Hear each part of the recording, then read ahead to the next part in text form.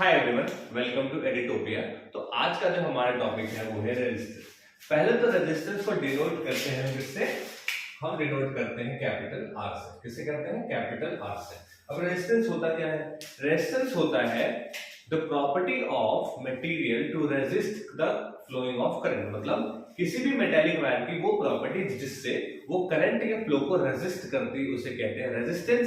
ठीक, अब ये जो है रेजिस्टेंस अलग अलग चीजों पे डिपेंड करती है। ठीक, जैसे कि अलग अलग एक्टिविटी से पता चला है कि जब हम किसी भी वायर का लेंथ को बढ़ाते हैं, क्या बढ़ाते हैं? जब किसी भी वायर के लेंथ को हम इंक्रीज करते हैं तो क्या हम देखते हैं कि करंट जो हो रहा है वो होता है कम।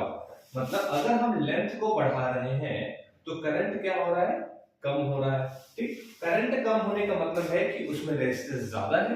ठीक, मतलब यहां से क्या पता चला कि जिस भी वायर में रेजिस्टेंस ज्यादा होगा, ठीक, रेजिस्टेंस ज्यादा होगा मतलब उसकी लेंथ क्या है? ज्यादा है, क्योंकि लेंथ बढ़ता जा रहा है, करंट बढ़ता जा रहा है।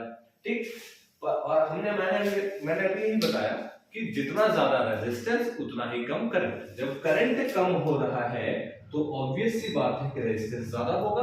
मतलब जो आर है, रेजिस्टेंस है, वो डायरेक्टली प्रोपोर्शनल टू क्या है? Length of the wire. ठीक, मतलब जितना ज्यादा लेंथ उतना ही ज्यादा रेजिस्टेंस। ठीक, तो ये तो हो गया हमारा पहला पॉइंट। ठीक, दूसरा हम एक्टिविटी से ये पता चला है कि एरिया, अगर हम किसी भी वायर का एरिया बढ़ा देते हैं तो करंट का फ्लो क्या हो जाता है? बढ़ जाता है।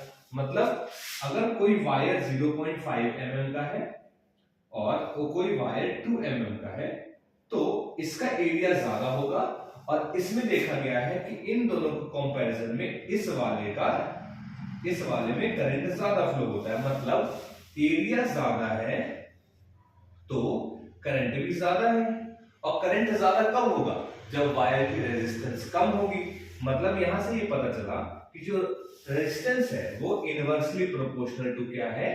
एरिया है। मतलब एरिया बढ़ेगा तो रेजिस्टेंस कम होगा, और एरिया जब घटेगा तो रेजिस्टेंस बढ़ेगा। अब जब इन दोनों को कंपेयर हमने किया तो हमें मिला जो रेजिस्टेंस है वो प्रोपोर्शन टू किसके है? L/A। लेंथ बढ़ेगा, रेजिस्टेंस बढ़ेगा। लेंथ घटेगा, रेजिस्टेंस घटेगा। एरिया बढ़ेगा, रेजिस्टेंस घटेगा। एरिया कम होगा, रेजिस्टेंस बढ़ेगा।